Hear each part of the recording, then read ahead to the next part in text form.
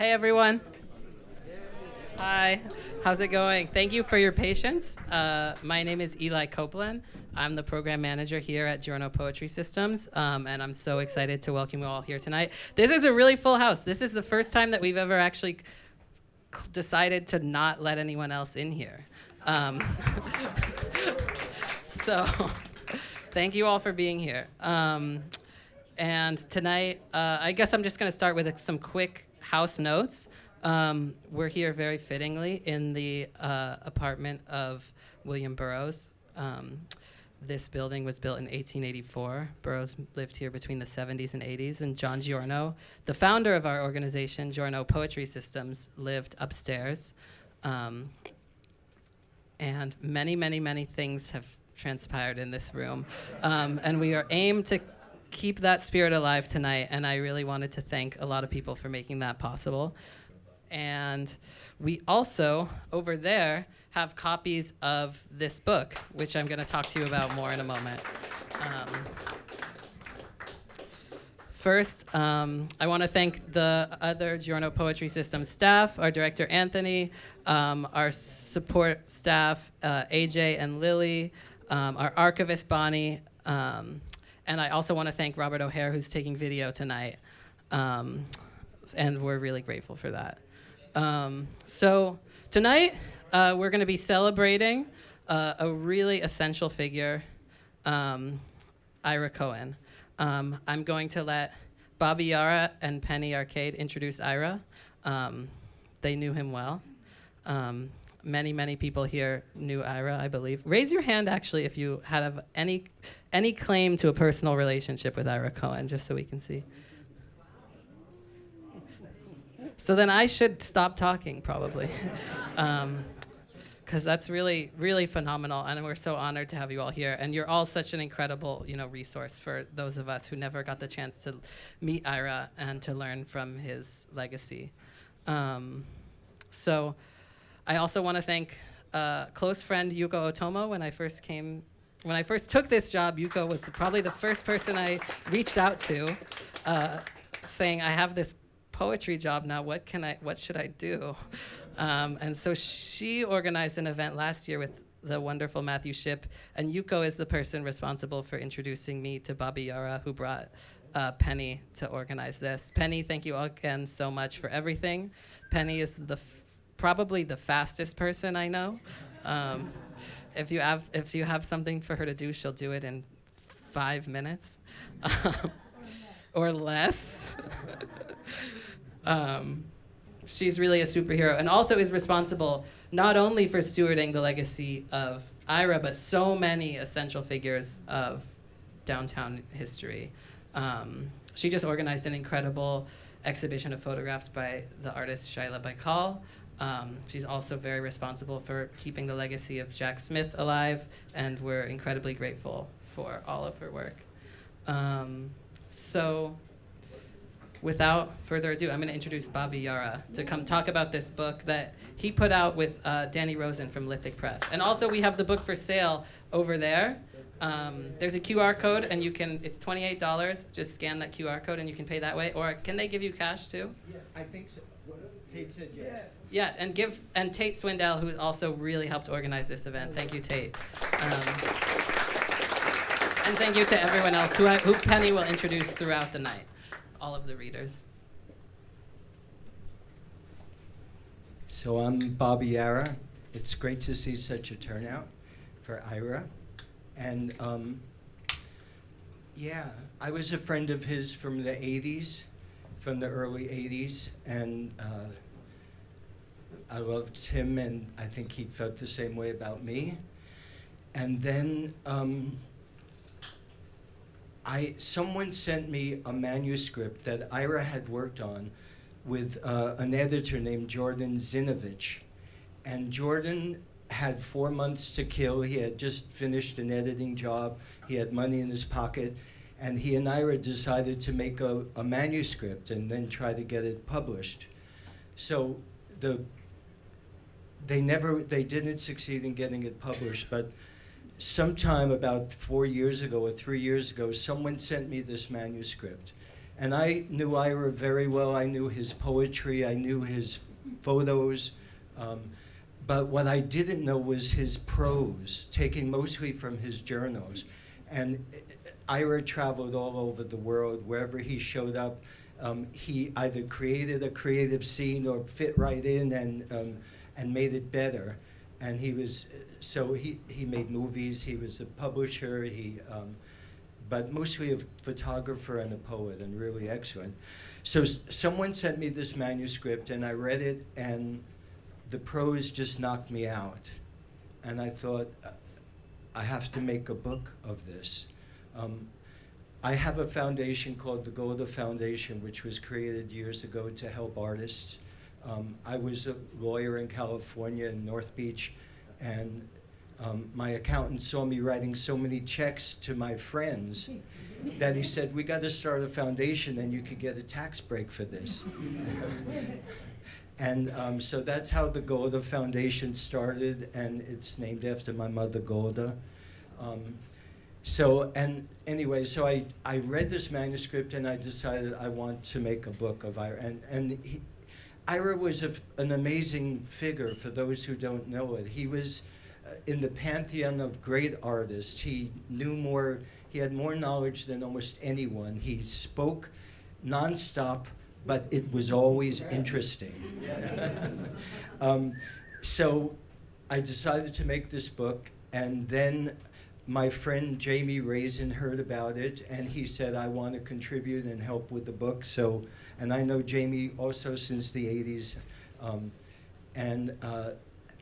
Then I had met Danny Rosen, who publishes under Lithic Press, and I had met him in San Francisco, and I wrote to him or called him and asked for some advice about making this book, because I had only made 2 books before, or the Golda Foundation. One, a memoir of Valley Myers, and the other one was by my great friend Herbert Carney. I contacted Danny, and Danny, I asked him for advice, and instead of giving me advice, he said, can I partner with you on this book? And that was a great thing, because Lithic Press makes beautiful, beautiful books. And so it was, since I knew nothing about making books, I had made 2 books 20 years before. I made almost every error in the book, and I didn't always use the correct judgment. And I'm sorry for if I hurt some people, but anyway, we finally, through Romy Ashby, who was the editor of the book, and Ira Landgarden, who provided many of the photos. And Ira also did the camera work for a movie that Ira Cohen did. Ira Landgarden did the camera work for Kings with Straw Mats in India, which is a great film. Yeah. So we finally made this book, and I just want to see if I forgot to credit it. But I do want to say that without Jordan Zinovich contributing 4 months of his time, almost every day with Ira, and he said it was a labor of love, they put together this manuscript. We tried to improve upon it, and hopefully we did. But it's essentially the same book that Ira wanted, that he and Jordan put together, that they wanted to get published, didn't get published. And so now we got it published. And as is for most of my books, which are love letters to friends, mostly dead friends, this book is, I was obsessed with it, I had to make it, and I see by so many people here the interest that Ira lives on and his legacy will live on. And we have his daughter, Lakshmi, who came in from Colorado, and she'll speak later, but I hope it's going to be a great night. I'm going to introduce now the amazing Penny Arcade, who's going to take over and will MC here, and there she is.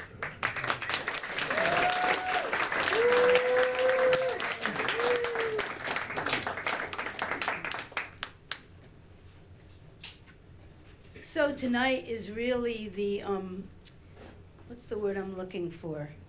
It's the not achievement, it's the vindication of the non-academic artist.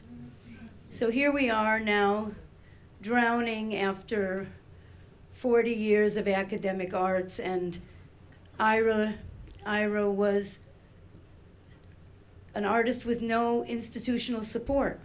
And he created incredible works, incredible collaborations, incredible processes all over the world. And I think this is just the beginning for Ira, because I think we're living in a time, I don't know if you know, we do, Steve Zettner, my longtime collaborator, and I do have a video project called the Lower East Side Biography Project, Stemming the Tide of Cultural Amnesia. And we interview highly self-individuated people, and then we edit me out. So I'm not in it. You get one-on-one with remarkable people. And I interviewed Bobby Beers, who is another one of those totally eclectic, hard-to-explain people who's also dead. And I asked him, I said, well, what is art going to be in the future? And he said, art in the future is going to be called on to be a painkiller. So I think with Ira and his love of beauty and his love of language and his love of culture, because he went all over the world and he investigated it anthropologically, spiritually, artistically, and he made these incredible collaborations, and everybody was welcome, which is not the truth about the gatekeepers of the academic art scene. Not everybody's welcome. But in the real world of art, everybody's welcome. So it's really exciting to know that this is the beginning. So I'm just going to read this short poem because it's about Ira and it's about a few people. It's untitled. It's for Barbara Barg, Ira Cohen, Steve Delachinsky, and John Giorno. Whoops, what did I do here? I'm a poet and I will die like a poet. Either run over fast by a bicycle or the victim of falling debris, an awning or scaffolding, or I'll slip away one afternoon like Barbara Bog, or my brain will explode like Steve Delachinsky, or my heart will explode like John Giorno, or maybe I will go slow, incomprehensively and unwilling like Ira Cohen. I live like a poet and I will die like a poet, and people will point and say, you know, she died right there. But most likely I will dry out, like most of the poets I have known. We dry out like leather, our skin like parchment, like the paper we write on. We dry out like flowers in an almanac. We get younger and younger until you can trace our face and know what we looked like at 30.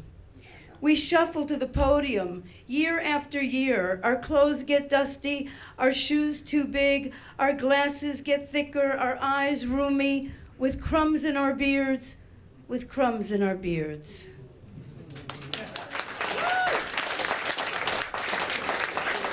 Lakshmi, are you ready to speak?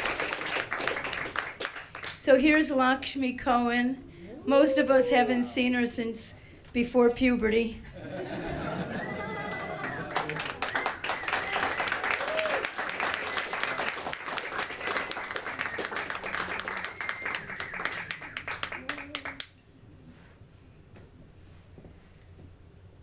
I just want to say, first of all, I am not a public speaker like my dad, so forgive me for not being necessarily the most. Oh, there we go. So I might not be the most. I don't know. I definitely don't have his skill with words face to face all the time, but I want to say that it really is amazing, both last night and tonight, seeing all the faces here that I've seen. There's so many memories, there's so much love, and there's so much talent in all of you. And most of you, all of you really, who are his friends, were his friends because of inborn talent and amazing qualities that you have. That is one thing about Dad. He definitely, not that he couldn't put up with some stuff he didn't like, but if he said something was good, and if he chose to spend his time with somebody, if he told you a book was good, a movie was good, a person was good, you knew it was true. And so I really see that in all of you, and it's amazing. The saddest part about last night and tonight is that he can only be here in spirit instead of in person, but I really feel very strongly that he's in spirit here through all of you. So thank you all for being here, and thank you all for being part of this. And I am so happy that this book came out. I really want to thank everybody involved in it, and I'm sure there's way more people involved than I could possibly know. But obviously, Bobby Yara and Jordan Zinovich and Ira Landgarten. It's hard just to say his name without that. It really is. And Romy Ashby and Tate Swindle and everybody who I know, a lot more people poured their heart and souls into really making this happen, which is amazing. One of the things which I think is a theme of last night and tonight is that I think everybody knows that Ira Cohen had a way with words. And the hardest thing about listening to him talk was that there was always one more thing he wanted to tell you, and if it wasn't so interesting, you would just have slammed the door in his face. And I loved listening to him talk. It was one of my favorite things. When I was a kid and even a teenager, and you know how much teenagers are ready to hate anything about their parents, I and my brother often would, for pure entertainment and love of it, lay on the carpet in the apartment and just listen to Dad talk on the phone. He would talk for hours, and it was reflected in the massive phone bills back in the time of landlines, especially the 3-hour-long phone calls to Paris or Amsterdam. But I loved listening to him talk during those times. I could listen for hours, and he could talk for hours, so it was a great combination. Just laying there and hearing about the time monkeys stole his camera, the time that he helped nurse a hawk and an owl back to health until they were well enough to fly away, his obsession with orchids for a while and everything about them, just the facts of like any Latin name, especially if he thought it would be a kind of dirty joke. Having a kind of drug haze night and waking up the next morning with his entire beard braided into tiny braids, having no idea who done it or how it happened. So I really think that this book captures that feeling for all of us who've had the pleasure of having conversations with him or just listening to him if you couldn't get a word in, and all the people who haven't.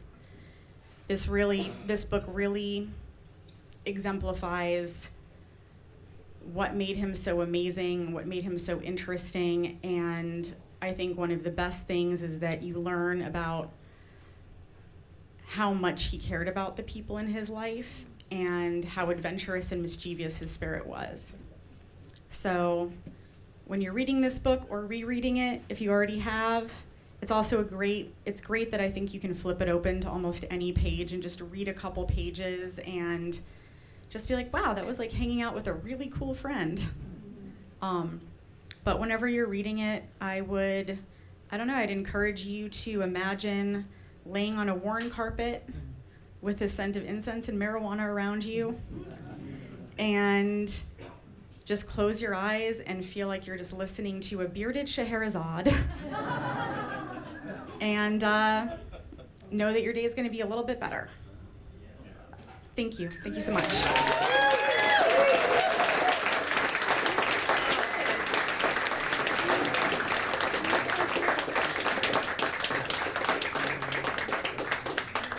Well, I think you have a way with words, I would say.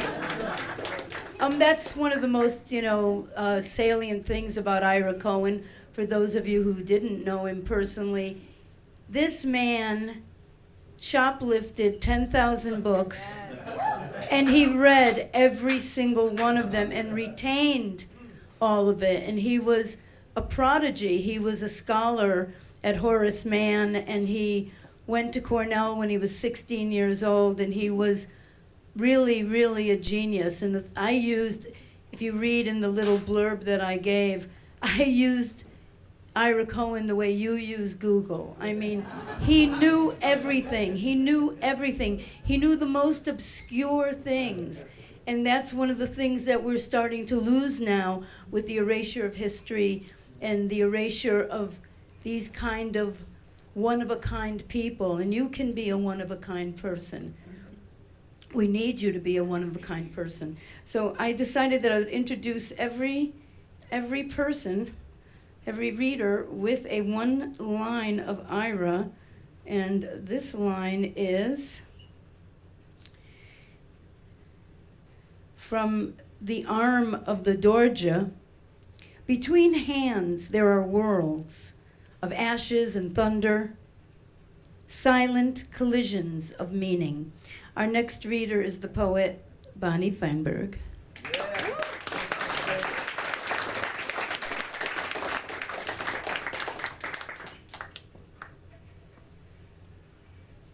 In my rush to get here, I left my reading glasses at home, and I have double vision, so I'm going to have to read like this.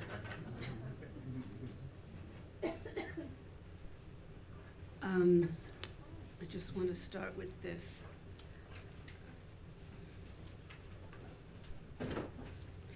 Ira and I were walking down Broadway, or actually we're walking home. We were from the Xerox place for a change, to his place on 106th Street. And everyone's talking about how he talked all the time, and yes. So he kept talking and talking, and, wait a minute, I gotta find it. Oh, did I take the wrong thing? I took the wrong thing. Okay, I took the wrong thing. Anyway, I'll have to wing this. I might get it wrong. Anyway, he was talking and talking and talking. We were both very high, and of course. And he stopped for me. He said, "Wait, what did I just say?" And I said, "How can I remember everything you say when I'm drifting in and out of this world and the other? Your talk like ambient noise, influencing dreams." So he used it as an intro to one of his books, and I'm very honored. It is this book? See what happens? Oh, there it is. Yeah, there it is. Okay.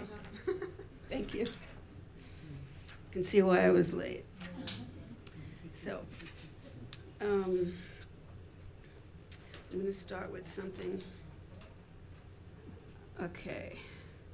This is called Under the No. Oh, Lucifer Wong took a photograph of Ira under a no dancing sign like this, dancing. And it was used in something that was on the internet. So I wrote this. Under the no dancing sign. I can't talk about how I met Ira without talking about Valley Myers. I was living on Mercer Street when Soho was still an artist neighborhood, though things were changing. One night in September of '86, I walked into a street floor garage space on Green Street. It was a launch for Jeff Wright's cover magazine. 20 years before the party on Green Street, I'd seen a film at the Bridge Theater on St. Mark's Place. It was eponymously named Valley Myers, the Witch of Positano. Her tourmaline eyes stared into the camera lens as if she were looking into the soft core of my heart, inviting me to let her in. And so I did, and there she stayed.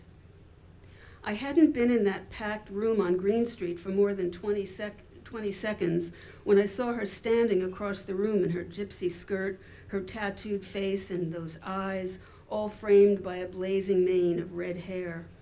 I was buzzing on beer and the roach I'd smoked before leaving my place. I walked up to her and blurted, "Valley, it's you!" There she was, manifested right there, a couple of blocks from where I lived, as if there actually was some order to the universe. I was 39, the age she was in that life-changing film, and now she was 59. Standing next to her was a tall man with a black beard, black shirt, a scarf and silver rings, a necklace of skulls draped around his neck. Those dark eyes, set in a night sky, looked down at me, clearly amused. Valley said, "Come and see me, baby. I'm at the Chelsea." The first time I visited Valley's room, I brought her tangerines and white chocolate. That was the first of many days and nights of an ongoing celebration. Sometimes there were one or two others, sometimes just me, sometimes crowds of people. There was always a lot of booze and smoke and anything else you might want. People danced. I was home. So, Ira, the first thing I remember him saying to me, I was talking to somebody about a poetry workshop. He said, "I'll give you a poetry workshop." I laughed. Here, in one body, was the incarnation of Krishna, Dionysus, and Groucho Marx as psychedelic rabbi. The rest is a long story about the kind of bond you developed with Ira. He saw who you were. You could see love in his face whenever he looked at those he loved, how he recognized and appreciated who they were, and there were many, and it went both ways. There was a sense of immediacy when you were with him. Those tapes I saved from my answering machine, long reflections about whatever he was thinking about at that instant, poems he'd just written. The photographs he gifted me live on my wall, images and their narratives woven into my landscape. And any photographer's dream, I once photographed him at coffee table level, planted in the indentation in the corner of his couch, submerged in books, covering the rest of the couch, stacked in piles on and under the table. And being submerged with him, you never knew where the current would take you. Not wanting to miss the wave of a thought he was writing, he might follow you to the bathroom. No stops or pauses, continuing to talk through the closed door against the soundtrack of your pee. At the Whitney Biennial, where his light boxes were on view, I wheeled him around in his wheelchair. We even pulled off a heist where I stole a copy of the catalog, $50 cover price, by placing it on his lap and wheeling him past the security guards, out through the doors, into the street. No one stops a guy in a wheelchair. Thieves are psychologically astute, at least the successful ones, and we shared this knowledge without saying a word. The divine essence of Ira, a beautiful beast, arms raised against the wind, becoming wings, ever dancing under the no dancing sign.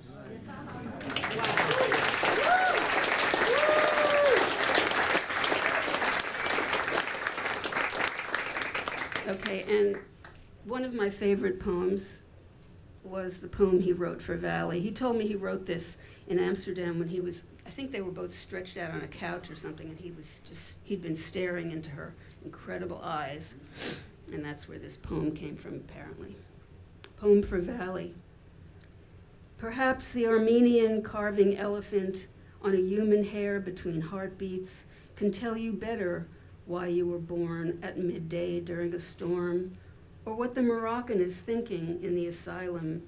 Perhaps he can tell you why the best sailors can't swim, or how to freeze two perfect tears on a Chinese face.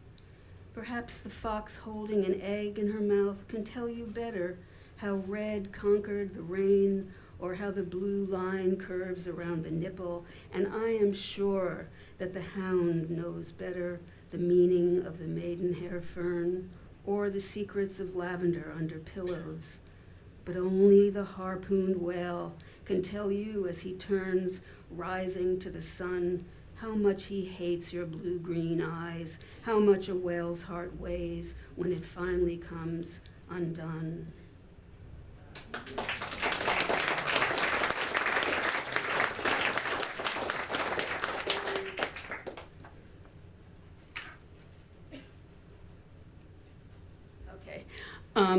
Ira, when he heard I was going to Morocco, he gave me a photograph of Ornette Coleman and told me to deliver it to Paul Bowles. And I just thought that was very generous of him. So I did. And when I met Paul Bowles, he was in bed with a tea tray. He was being interviewed by some guy who was writing a book about his music. And he was in bed with a bed tray and had this big bowl of tea. He looked like the Mad Hatter. And he was so pleased that Ira had sent this emissary. And he said something. Oh, he said, you know, when they were here, they went and they ate bats. Him and Rosalind, they ate bats, but I did not eat them. And that just stuck out when he said it, like, okay. Anyway, so I want to read this. It's an interview that Jordan Zivinovich, about the Bat Palace. So everybody seems to have a different version of this. I once was talking to Edward Fields, and he had another version of it. Or maybe it was something he wrote, I don't remember. But in any case, the Bat Palace. Tell me the story of the Bat Palace. I've read a version, Paul Bowles said, which I've heard he used to tell fairly often. It's about you, and I've never heard you tell it. Ira. My girlfriend Rosalind and I were living with Irving Rosenthal in a house in Tangier. On the mountain? No, not on the mountain. People with money lived on the mountain.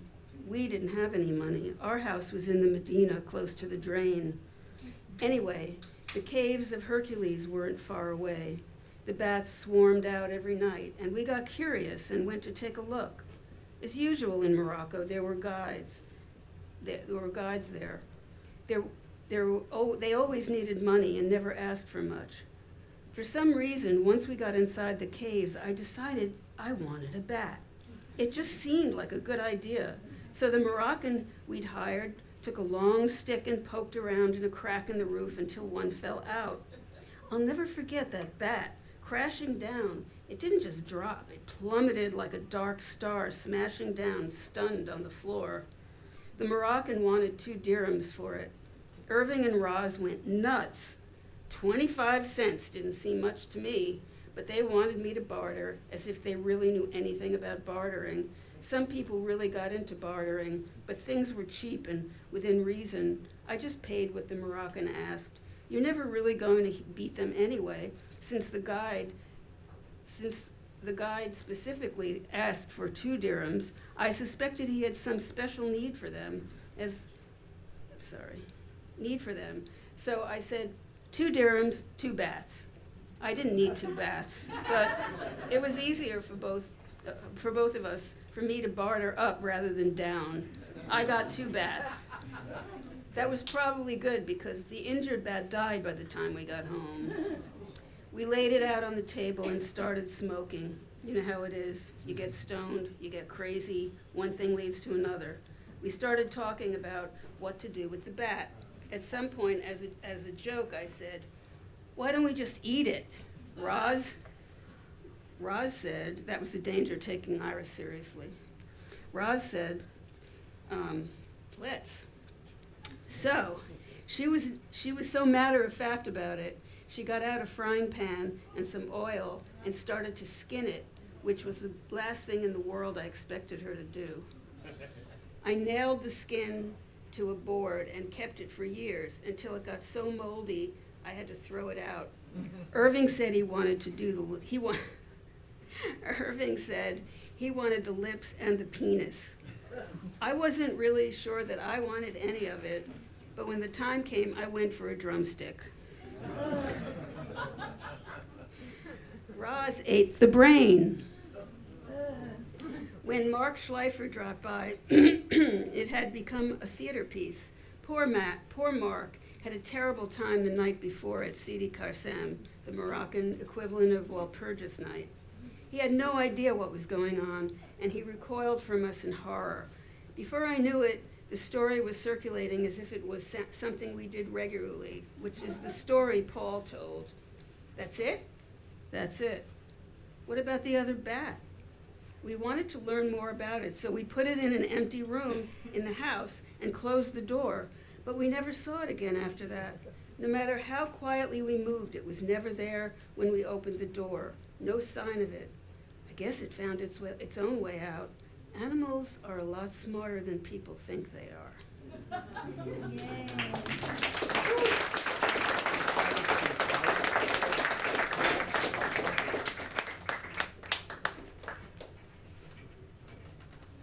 Beautiful.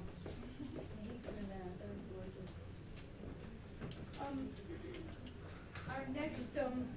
Our next artists are a little musical collective, so you've got to set up, right? You're pretty close to being set up. And it is Wayne Lopes with Laurence Hoffman and Lila Laboja. Did I say it right? Laboja. Laboja. Laboja. I'm saying this all day. I mean, eventually. So I will read you one of the little poem pieces here. This is from Imagine, Jean Cocteau. And I just want to say to all future readers, can you make sure that you're at this angle, because they're videoing, so you want to be able to have the best sound possible. So from Imagine, Jean Cocteau. Let us pretend that we have no place to go, that we are here in the cosmic hotel.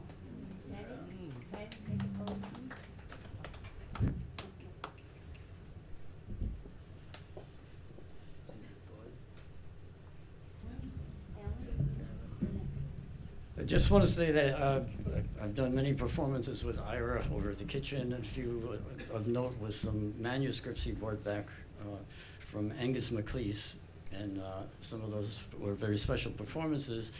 But some of my favorite moments with Ira, as Lakshmi said, was sitting at home, and Ira would come over all the time with stacks of paper, and he just liked to talk, and he wouldn't stop talking, and I couldn't get a word in edgewise, but I played music.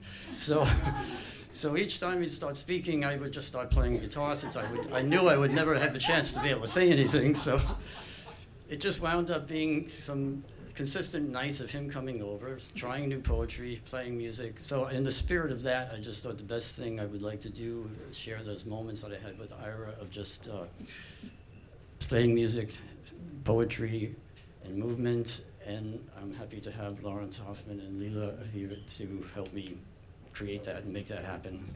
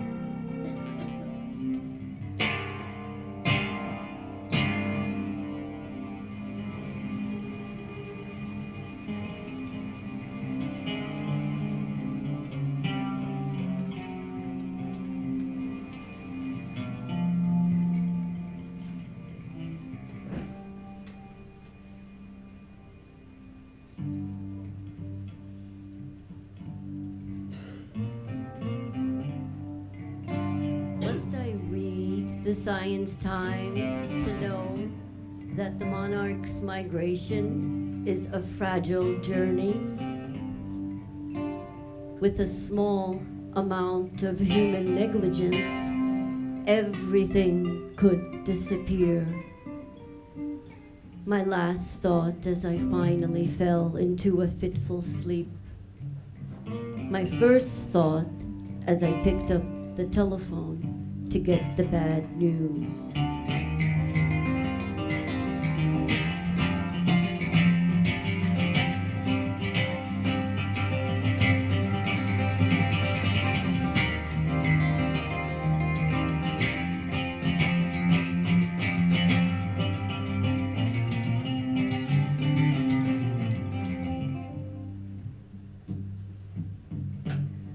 Glamour will not save our wintering grounds.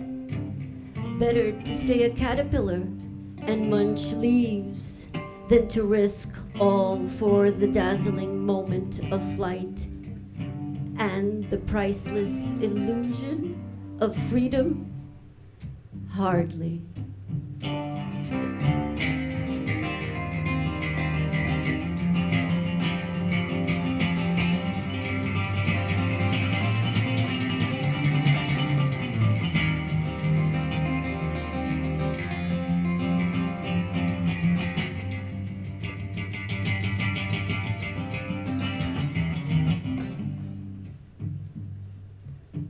A butterfly's brain is only the size of a pinhead, yet it knows how to get to Mexico, hitching rides on winds of spiraling columns of warm air.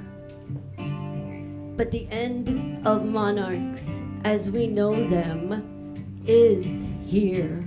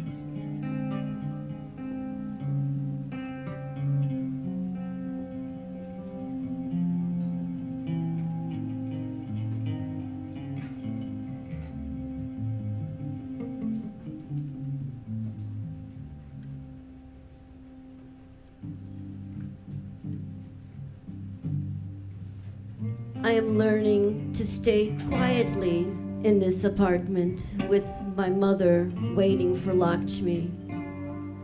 We are dead souls on a cyclical journey.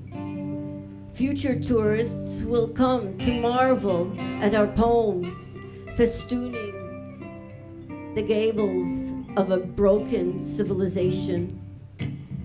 Motels will be named after us, and children will parade in monarch costumes when the season of our return is remembered.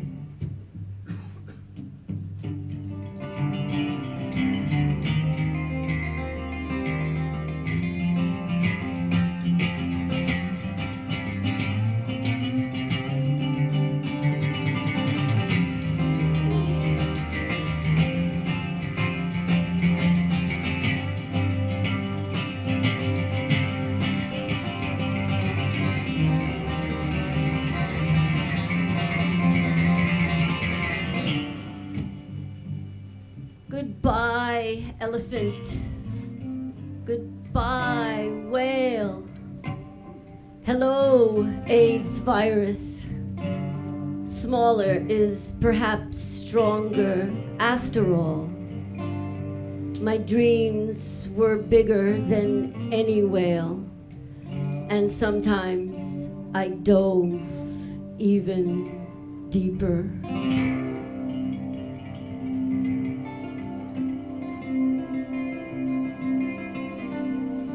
Goodbye, whale. Goodbye, elephant. My dreams, my dreams, my dreams, my dreams. Your dreams, our dreams, dreams. Hello, bald eagle. Hello, humpback whale.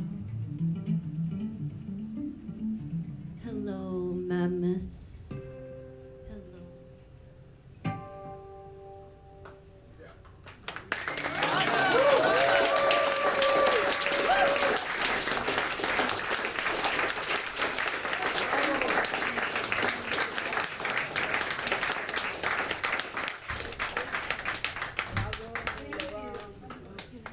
That was Wayne Lopes, Laurence Hoffman, and Lila Laboja.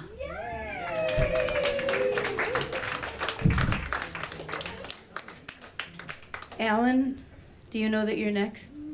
Oh, so I'm going to read my little two-line Ira thingy here. Where'd it go? Wait, here. Imagine an elephant playing a harmonica. Imagine that these poems are recorded moments of temporary sanity. Alan Grobard.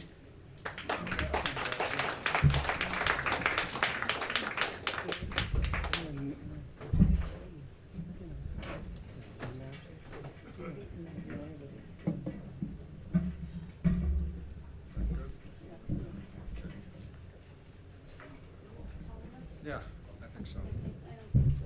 Here we go. Like this. Yeah. There are actually two books that have been published, the most recent one on the table. And as you were coming in on this screen, you saw photographs that Ira Cohen and Don Snyder took in the Mylar Chamber in the years between 1968 and 1971 at a loft on Jefferson Street in East Chinatown. That building is gone now. But the photographs are not gone, as you saw. And here is the book, which came out in 2019. It's titled Into the Mylar Chamber, Ira Cohen. And I have to tell you, it's an extraordinary production from a marvelous press in the United Kingdom, Fulger, and it's selling for cheaper than the current book. So if you don't have it, you need to get it, because it's available on Amazon, and you can go to Fulger Press. The only issue with Fulger is that they have to ship it from the UK. So wherever you want to get it, it's up to you. It has authoritative essays in it about Ira Cohen. Tell them some of the people who are in the Mylar photos. Well, there are many people in the Mylar photos. Alejandro Jodorowsky, Jimi Hendrix, Jack Smith, members of the Ridiculous Theater Company, William Burroughs, and it goes on and on and on. And of course, Wally Myers too. I'm going to read you a section from my article in this book, which gives you a sense of the collective adventure that happened in the Mylar Chamber. This was not just one photographer or two photographers. This was a group of people who created something extraordinary. Just find it. It's here somewhere. And the title of this section of this essay that I wrote is called The Ritual Theater of Hallucination. They would gather at his loft, friends and acquaintances in the know, Poets, artists, dancers, musicians, actors, set designers, costumers, simply to play, to initiate the great adventure of the play. He had built the Mylar chamber, 16 large wooden panels hinged together, 8 sets of doubled panels, and hung dichro and color spots to define the stage. They would don elaborate costumes, fabricate masks or makeup with cosmetics to distill the essence of Rococo estrangement. From Marvel comic book heroes, Baron Mordo, Electro, Magneto, Doctor Strange, and swordplay movies seen at random in Chinatown, to his work with Jack Smith, the ever-fecund audacity provoked by psychotropics, and more. They founded the ambience that marked them. Here they would evolve day by day, a social space for a hidden theater given over to rituals, played with all the grace of explorers on the run. Poet explorers, inventing for themselves a parallel reality, despite and because of the games that they lived. If a certain form of artistic desperation found its haven here, so did the magnificence, humor, and contretemps of Commedia dell'arte. If demons rose to command with mock attack, so did erotic allurements in sibylline flight. If the reflected image suddenly burst into stunningly complex, but no less apt portraits of the created cast, conjured from a gesture caught in mid-arc, so did the sensibility of objective revelations. If, in the sweet chaos of momentous fun, the players found their doubles equal to themselves, so did they find themselves equal to their fantasies. If, from the Mylar chamber, several fates blossomed, having recognized themselves nowhere better, and in whose arc years later they would still refer the several truths and illusions they discovered or reaffirmed or cast off along the way, and that made them what they are, those still with us and those not, so does their genius in doing so compel us. The ritual theater of hallucination was not and can never be a solitary dwelling place, nor is there anything obscure in this theater. In the photos returned to us as witness, we find a privileged place where the hallucinations we hold of ourselves, our friends, and our enemies find us amidst their reflections. Madness is not the apotheosis of reality by hallucination, but the eradication of reality from the hallucinations we have, however subtly or tenderly or brutally they appear to us. The Mylar chamber.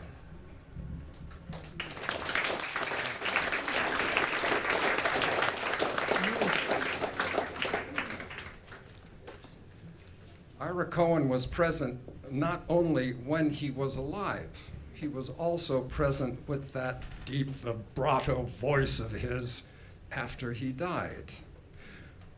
The day after I signed the contract for this book in London, I had a dream. And this is a poem about that dream. And his voice comes in at the end. And those who know Ira will know why. I wrote this on the plane. I've been waiting. He doesn't come. Only his voice in a dream, the light touch of an absent finger, the rustle of cotton across the black tar that drips from words. These words, which carry his words, unctuous vowels of light, nerves of luminous dark where sparks of meaning distill ancestral passions, hatred as revenge, love as guilt, possession as freedom.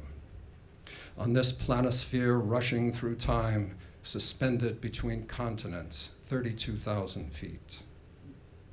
I have been waiting for him, an eternal moment without momentum, diastole that spins about its own emptiness, diastole that embodies and emboldens.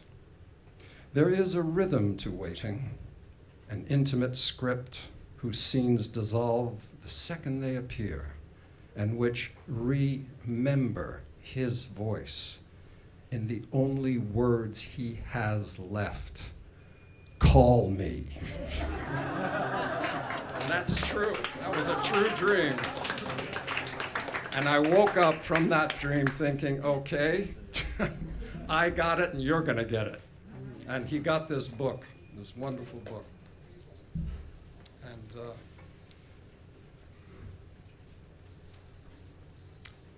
this is a poem I wrote recently for Ira, thinking about him and a fictitious woman that we played around with as we talked, and her name was Gina. I don't know why, but he liked the name Gina.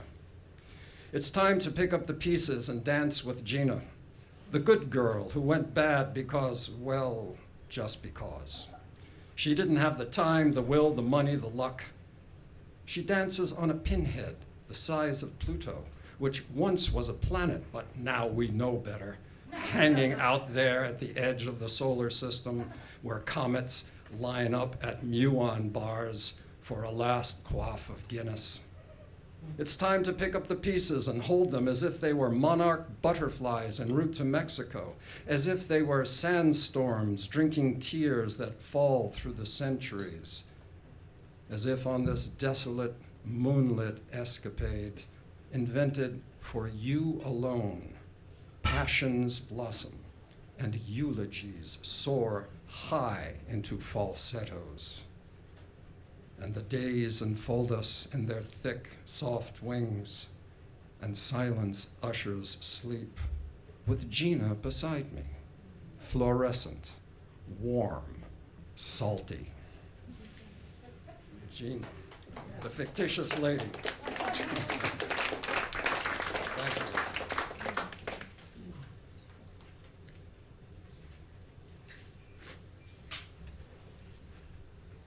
Speakers have mentioned Ira's apartment. This apartment should have gone into the Smithsonian for two reasons. One, there was a green carpet there that had never been vacuumed in 30 years. That's number one. And when a friend of mine living there tried to vacuum it, I laughed because you didn't do that kind of thing. The other thing about Ira's apartment were the mountains, literally mountains of books, CDs, and manuscripts. Now, you could pick a manuscript up from a pile, and what would you open to?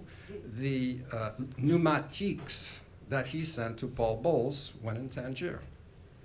What else would be in the closet? Well, Lakshmi might know. Her brother might know too. They live there. This is my perception of that apartment, and written during the time that Jordan Zinovich and Ira Cohen created the manuscript that has recently been published, but with another title. And I have to tell you that title, which Ira gave to this manuscript. And that title was A Dissolute Life Lived in the Service of Allah.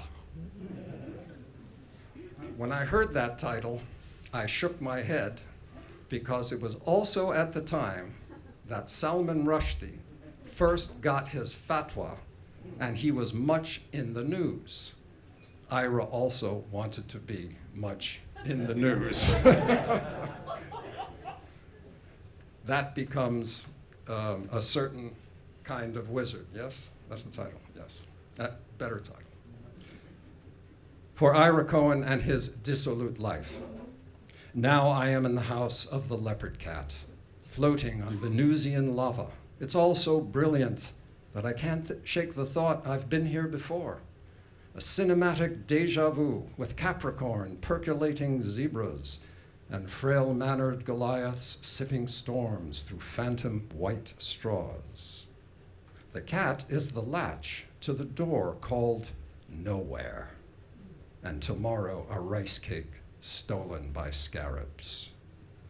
Now I see as the leopard cat sees, X-ray hearts in the haze, cantharide beetles molding their monuments of spit, Demerol lotions that ever so softly fall asleep. Now I am a house for the leopard cat, hurricane shutters all askew, cane to gulf clouds, and windy dresses pitched up around ruined city walls. The cat on the couch holds a bar of lightning, frothy eyes, an heirloom tomorrow. Thunderstorms suddenly drown us, and white coral flames with daggers for eyes. Now I am the leopard cat, prey and stalker, opal reefs in the sentient night, tiny burning tears of mud, hurricane shutters all askew, cane to gulf clouds, thunderstorms suddenly drown us. That was Ira's apartment.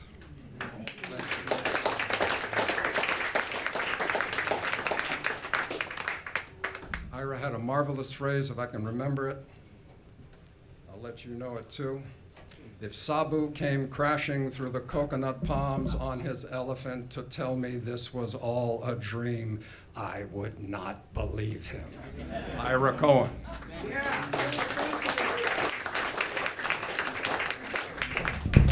Alan Gobard. Remember, you can get that book. Let us remember the title, Alan, the title? In the Mylar Chamber. Okay, so we're now bringing up Louise Landis-Levy. You're gonna crawl this way? Which way you're gonna come in? Right. I will read my one little line of Ira poem, which is, where is it? Here.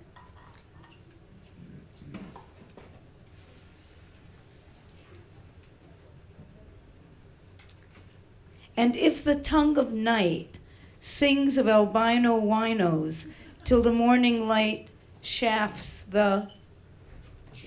I don't know what happened to that one. I better do a better one. A room full of strangers, how familiar the feeling. Come, come.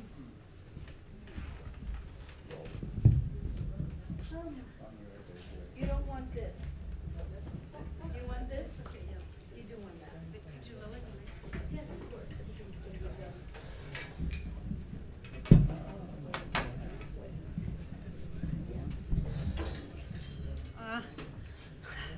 Greetings, everybody. Thank you for coming. Okay.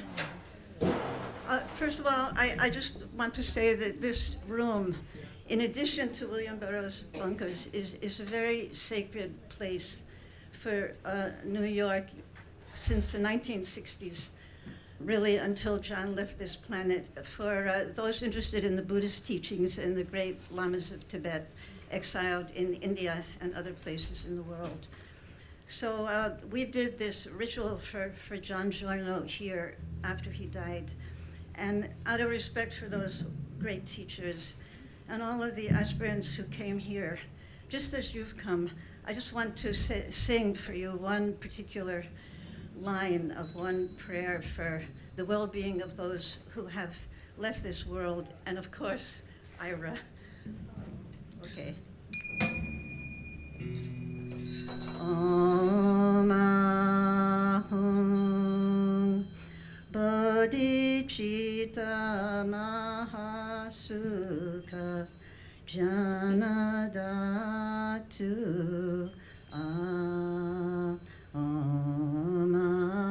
Ahum Bodhicitta Mahasukha Janadatu Om Ahum Bodhicitta Mahasukha Janadatu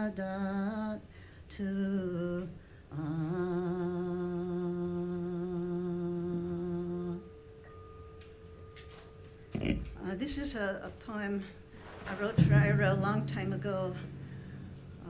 maybe 1985. Get on When- that mic. Maybe in 1985 after we re-met in Amsterdam. Jet black rituals rising in the smoke of sudden thunder. Masters of oracle, you whip the sequined clocks while your hair blends the diadems of despair. See the royal sun, son of a god, burnt sun of metallic glass. Ignite the 9 spirits, primordial, who pray for you, calling the rains with the knife of your poetry. For Ira.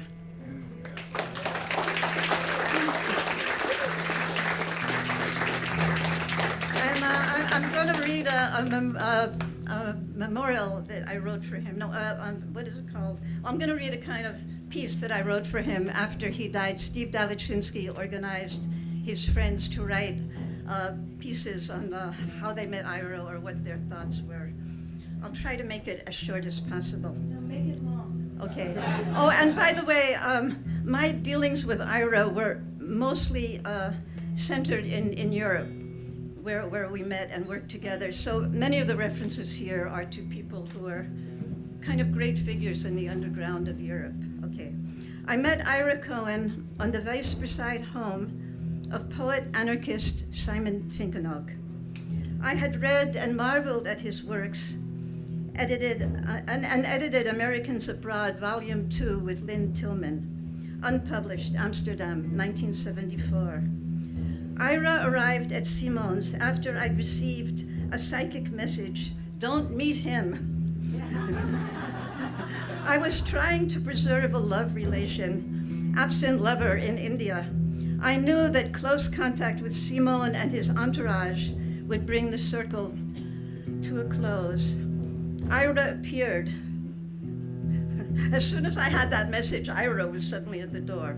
Okay, Ira appeared. The conversation centered on confetti in Benares, imprinted with images of Anthony Artaud, Daniel Moore's Floating Lotus Opera Company, Had I Slept with Him, and Petra Vogt, Ira's great love, great actress of the German stage and the living theater. Ira was returning from a visit with Jodorowsky. He had wanted to score a part for Petra in Dunes. He now wanted to go back to Nepal as soon as possible. The next morning, Ira arrived at my place on Langsneckstraat. Domal and Michaud, French writers I had translated, Domal and Michaud literally hidden under my bed, yeah. The boyfriend did not approve. I knew someone would be sent who did. Ira needed a place to stay. Yes, of course, welcome. It reminded him of Nepal, Indian instruments, books on Buddhism, very quiet. Ira, Heathcote Williams, and I, that night, do a show at the Milky Way. The same night, the boyfriend returns, luckily headed for his parents. His twin, or double, had already found another place for him. Ira had entered my life. A symbolic, empowered by the muse of poetics, entirely personal. Uncle Ira, where are you? Relation over the next 4 decades evolved. Countless readings, publications, photos, a film, musical accompaniment for his readings, radio shows, endless talks, cafes, bars, living rooms. His living room, that is. I never had my own apartment after the Langsneckstraat. Ira, the rival of my sweethearts, but never my sweetheart. It would be incest, we agreed. Poems written for you, written together, a few outbursts, diabetic rage. Louise, what should I do toward the end? Bravely persisting. You can't kill yourself. It would be terrible for Lakshmi. Yes. Breathing your last the day I returned from my retreat. I was thinking of you on the island, dancing for you. The dance encapsulates the teachings. Why didn't you ever talk about it? You never asked, is what I heard on the dance floor. Sweet Prince, you waited until the day I returned to die. You are living in my heart. All my poems fly away with you. And then the postscript. Ira, Amsterdam, New York City. When I met Ira in 1974, I was taking him around Amsterdam on my bicycle. And I'm basically the same size. Ira was very, very large, but it all worked out. Okay. You wind up on my bicycle. You are so heavy, but I do not falter. Notebooks, photos, Petra. Petra is a princess from a dark world. You are a ruler of another worldly planet or place, as yet unencountered. We are friends. We are the priests of the nation. You have the social gifts. I am an outsider, a temple musician according to tradition. By the same tradition, women are not allowed to play. We break at a cost with these traditions. It is a long road. Clad in black, we meet in Naples, in Amsterdam, in New York City, in London. When the paradigm is changing, and I am playing without you, but the photos, the mylar photos in the gallery are yours. The relation at this point changes. You are bedridden, and your mind has been affected by the endless medications imposed upon you.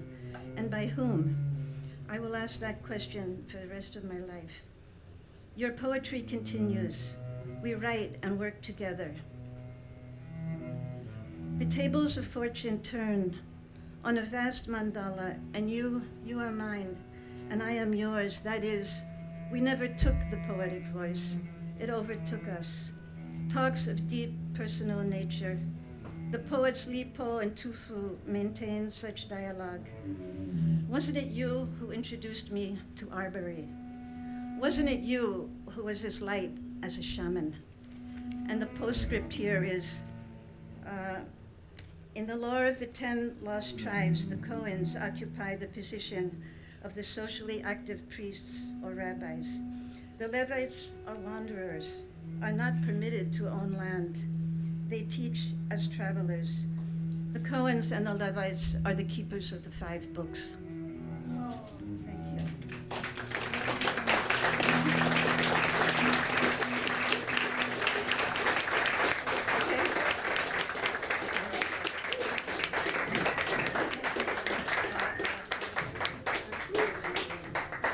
Kelvin Daly.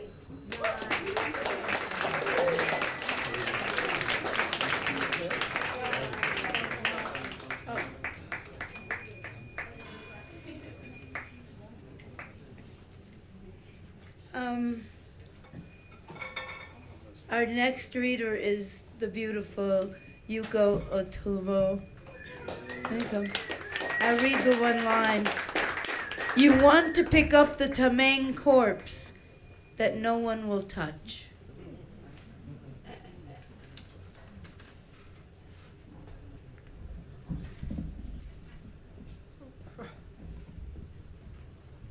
I really wish Steve was here, because if he was here, he's reading and talking, making jokes to crack up, make it crack up and everything. I don't have a sense of humor, so I'm just, that's true. So I'm just kind of give a little episode and then read a poem he wrote. So anyway, I'm carrying him. This is a little portrait of Steve I'm always carrying, so he's here. Yes.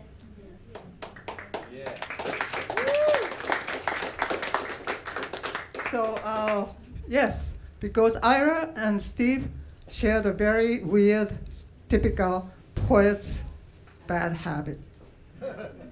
Because they both are so into collecting books and also collecting pens.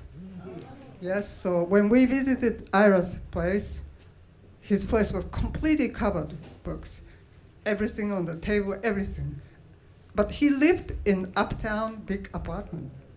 We live in a very small shoebox apartment tenement downtown. So our place is completely covered and everything. So, we kind of like, oh. But the most impressive thing was we saw a big basket full of pens. Steve was secretly proud that he has the biggest collection of pens he didn't pay to collect. So he was like saying, Ira, how did you get this? And he said, I never paid for them. Oh, wow, you're my grandmaster. So yeah, that was like a beautiful moment. And then when Steve had a basic poetic principle, which he really carried all through the way, he was not, he believed in non-editing. He was always into original spirit, poetic spirit. So some poems comes out perfectly fine, but sometimes it does need editing. But anyway, so I was going through his thing, and like Louise said, he organized this anthology of this, how we met Ira Cohen, all those things. But I found this particular poem he wrote on the passing of Ira Cohen, unedited. As to my sensitivity, it needs a little bit of editing. Sorry. And he always said, Yuko, you have better taste than me. So I take your words. So, You're lucky he's dead. but he was actually really respectful.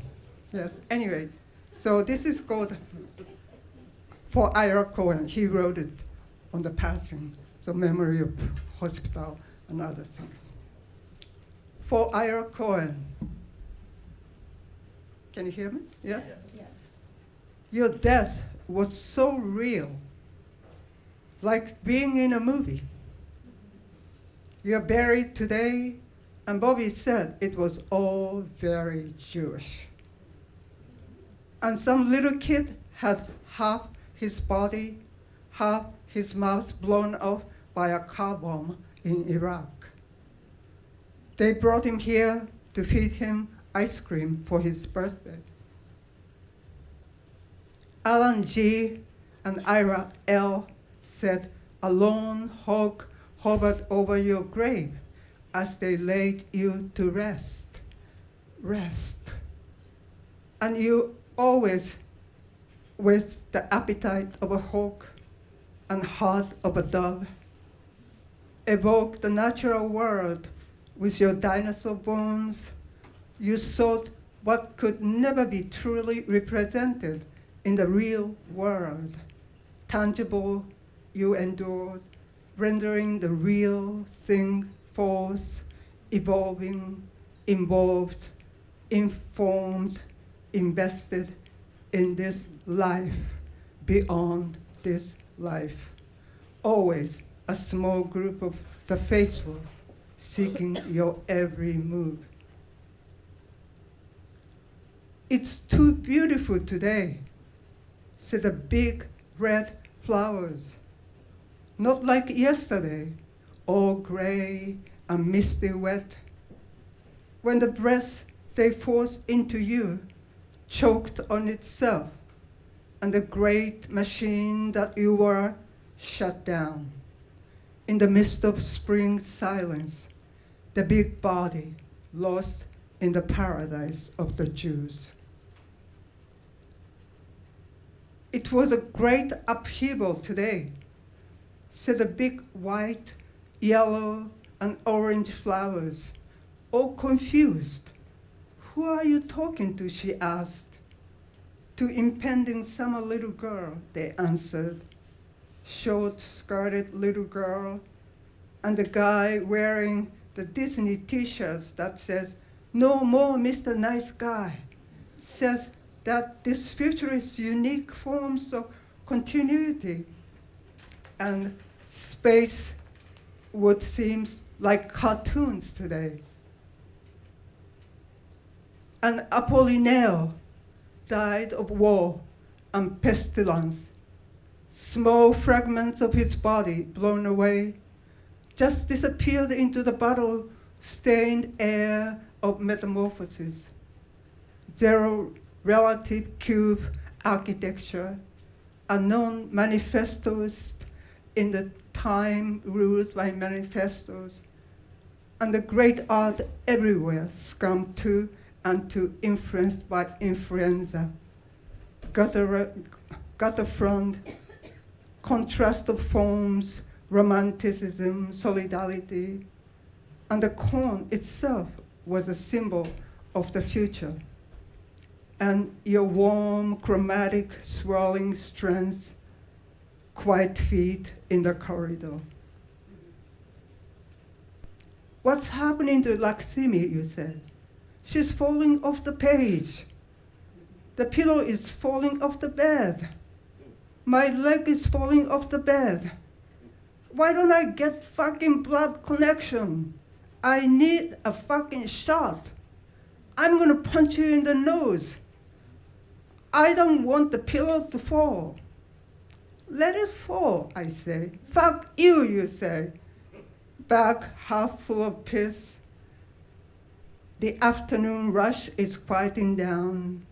She sweeps silently along the corridor.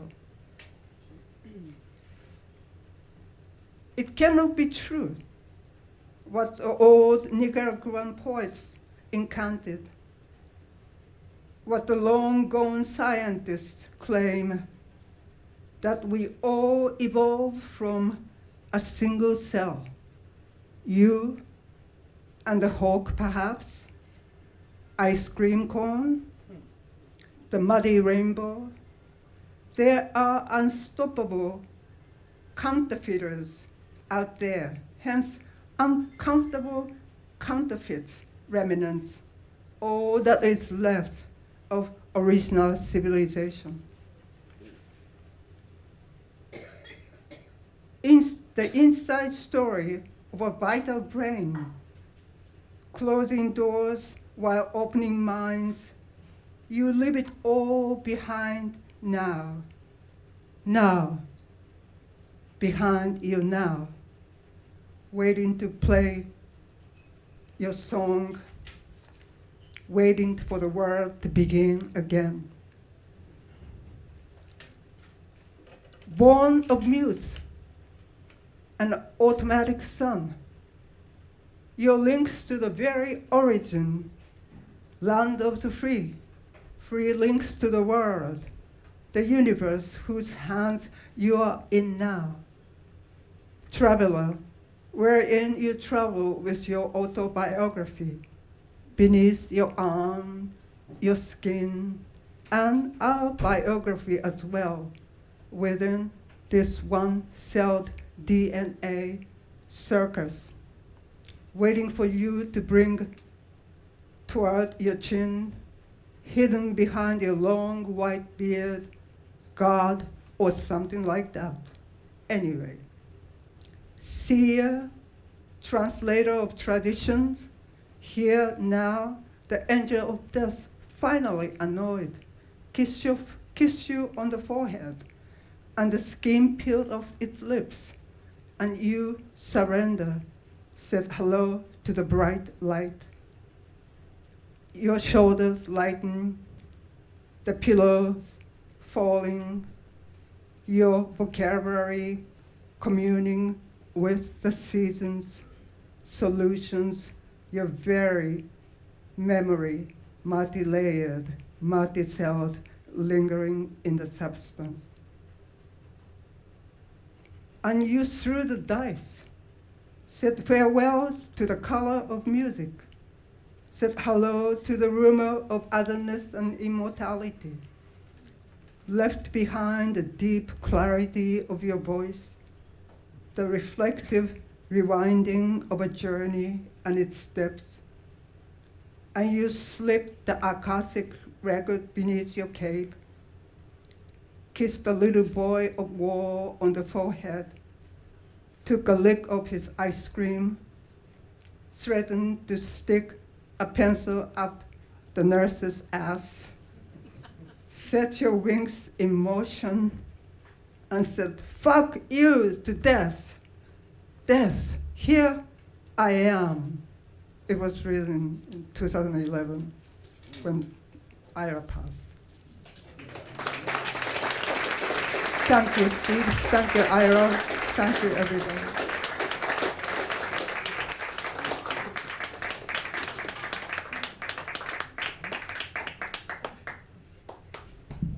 next up is Danny Rosen, the publisher of A Certain Kind of Wizard, and he gets this line from An Act of Jeopardy for Garcia Lorca.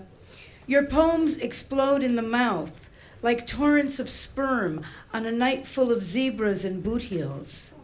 Danny Rosen.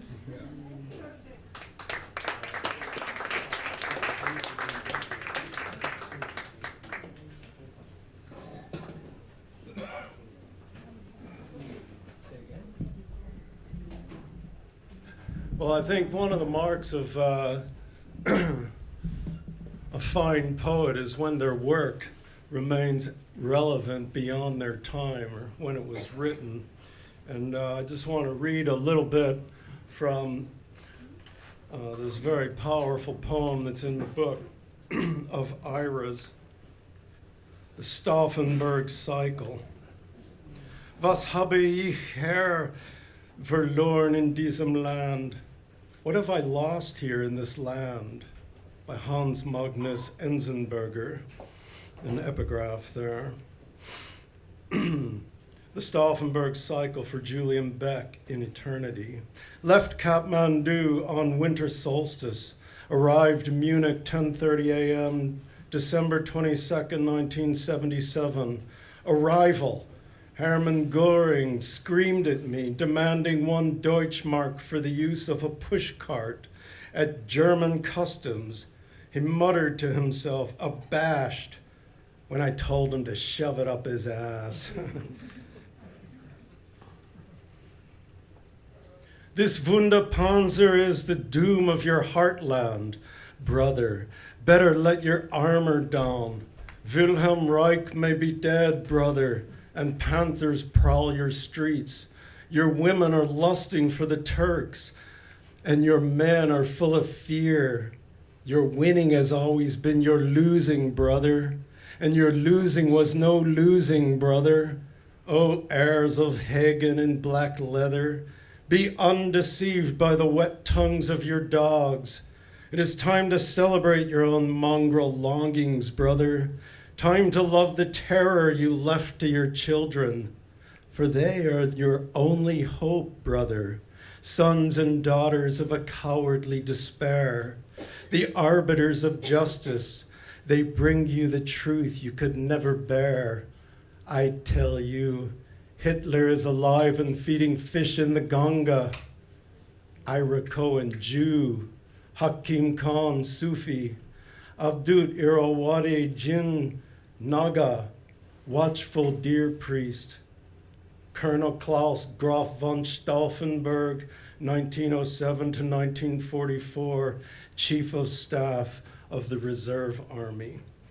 So I say that's very relevant these days and very worth it for all of you to read the entire poem.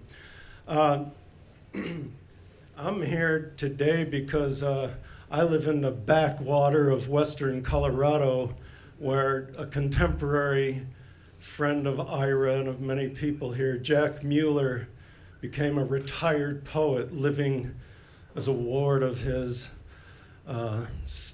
nephew in the mountains of southwestern Colorado. And that's where I met him, and it's a lot, as a lot of you have described meeting Ira. It's amazing when you meet certain people and voila, your life changes. And through Jack, he introduced me to many of his friends. He had lived in North Beach for many years. And at his memorial in 2017 in North Beach, that's where I met, among many other people, I met Yuko and Steve.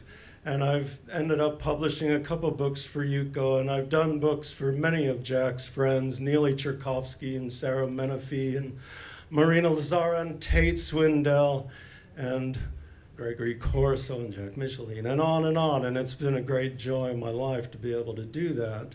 And at that memorial is where I met Bobby Yara.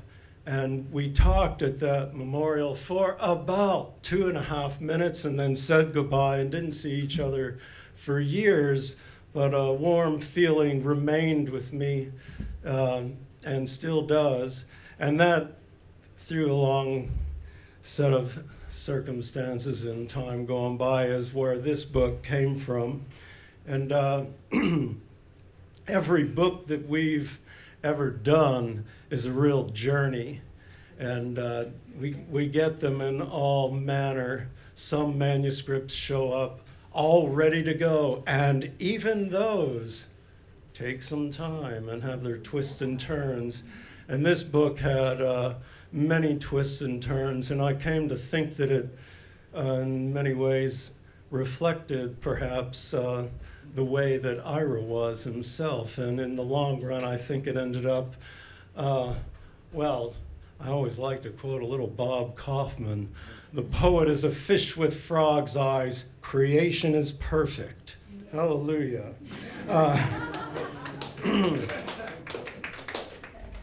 So I never met Ira, but he actually visited me earlier today, and I wrote something down.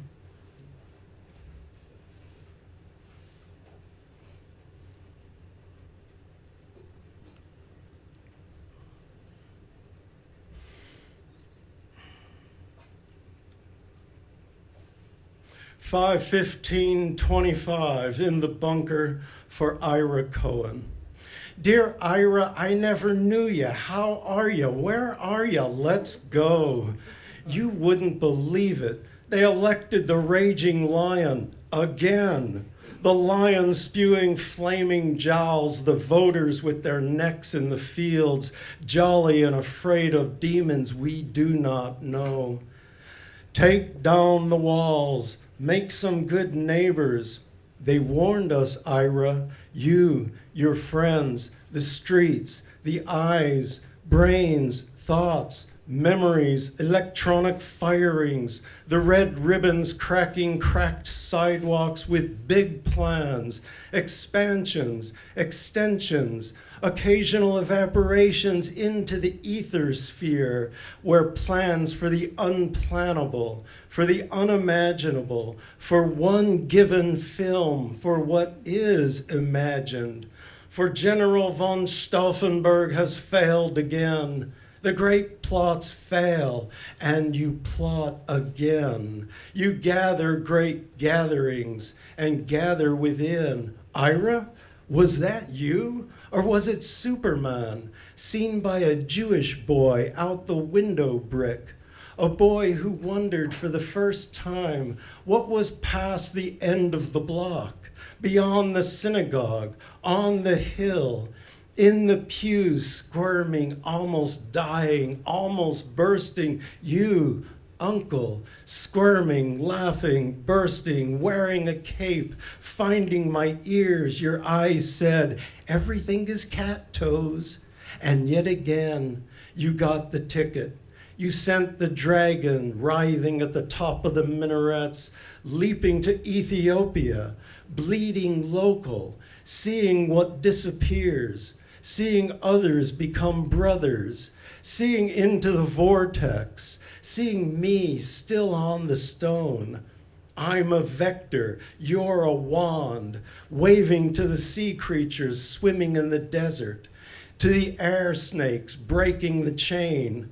We'll meet again above the ground, bastions of the free world, down the Ganga, into the cloud.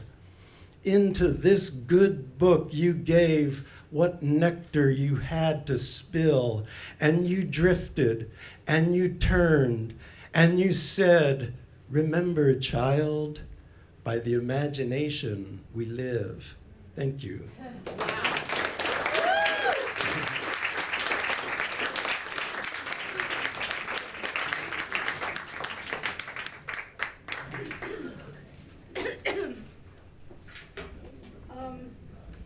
As we said,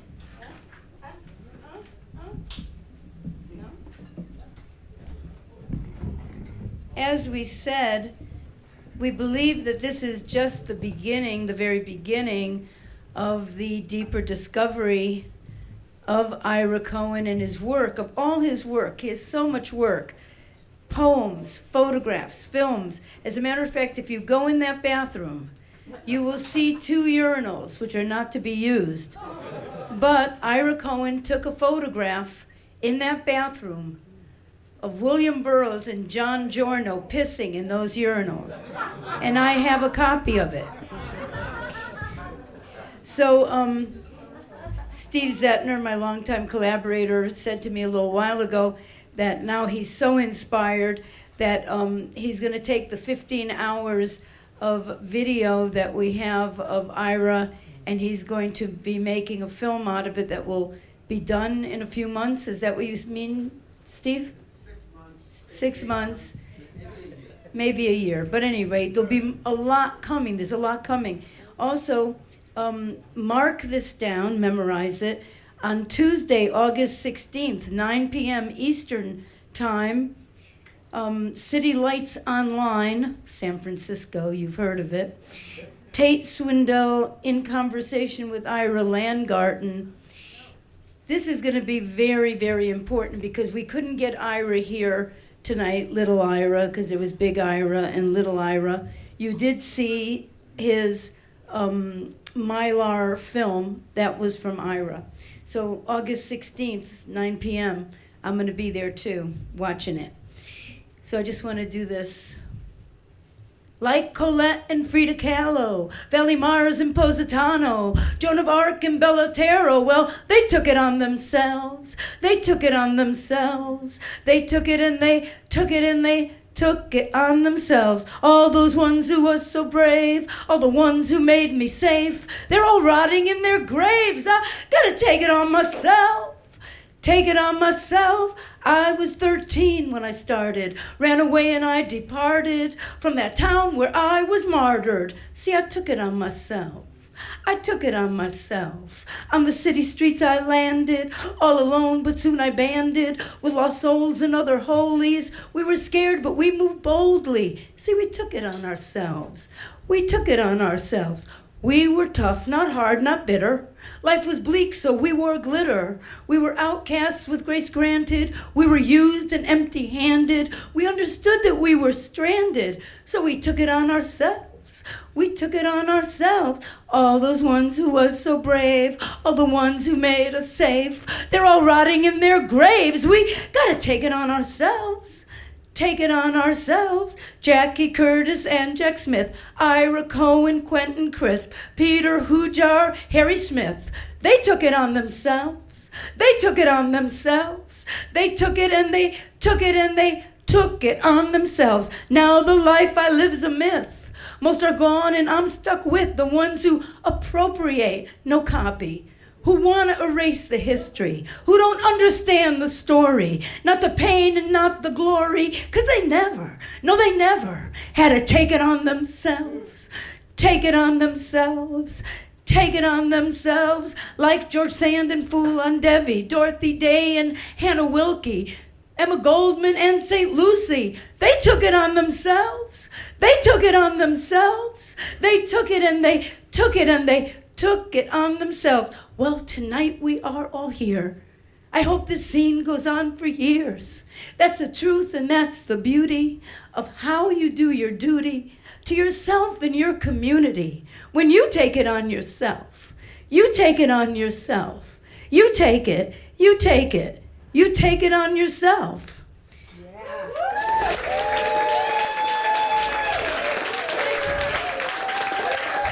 Thank you. Thank you. We so appreciate you being here and want to stand as a reminder, as Ira stood as a reminder, that it's all about lineage, and you have your place in that lineage. Baba Yara.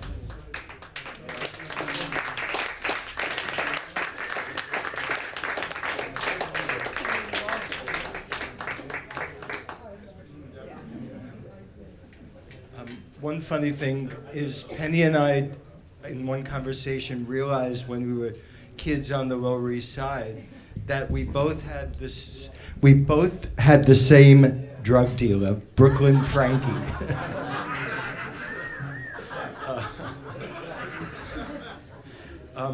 So I want to say just a couple of things about Ira and also about Valley Myers. And I did publish a memoir of Valley Myers. Which is great. You should get it. And she was a dear friend. She changed my life. Whenever I had a free time from being a lawyer, I would either try to meet her in the Chelsea. I'd come to New York, or I would go to Italy if I could get away long enough, because everything about her was magic. And she and Ira loved each other. And Ira was always asking her to marry him, not because he wanted to get married, but because he thought we would have the greatest party ever if we got married. And all the most interesting people would show up. So I had my first job as a lawyer. I got out of law school. I moved from LA to San Francisco with my wife and little kids, my babies. And I'd be trudging home after a hard day's work from the BART station. And one day, walking on 24th Street in the Mission, I looked into the window of a cafe and I saw these amazing looking people in kurtas and kaftans. They looked like they came out of 1001 Nights. And I saw in there, the leader of that group was a beautiful, handsome man, and with his group of merrymakers.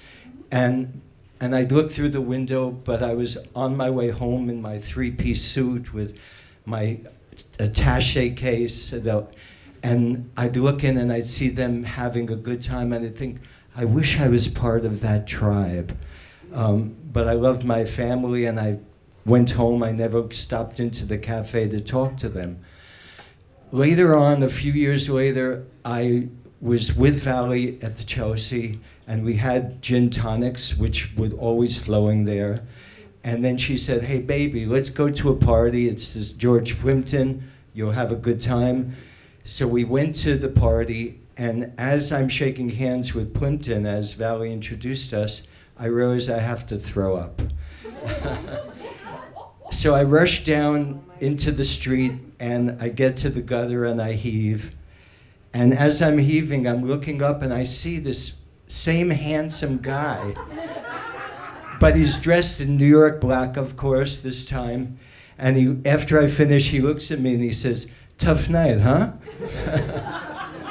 And that was the beginning of our friendship, which lasted for a long time till his death. And I always wanted his company. When Valley died, she had asked me to, before she died, to toss her ashes into the Bass Strait, which is a wild sea between Tasmania and Melbourne. And I took Ira along with me because not only did he and Valley love each other, but I just wanted him with me because I thought I'd be so sad that it would be hard for me to get through it. And Ira was, of course, great, and Ira entertained. We all went out on a boat, and I tossed Valley's ashes, and Ira told stories, which only like he could tell in his perfect diction. Anyway, I'm so glad that we've been able to bring this book to fruition, and that Ira still lives in our hearts. And now he's in this book, and that's it. That's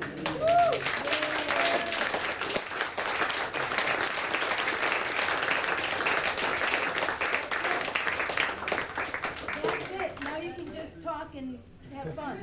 Oh, that's good. That was great.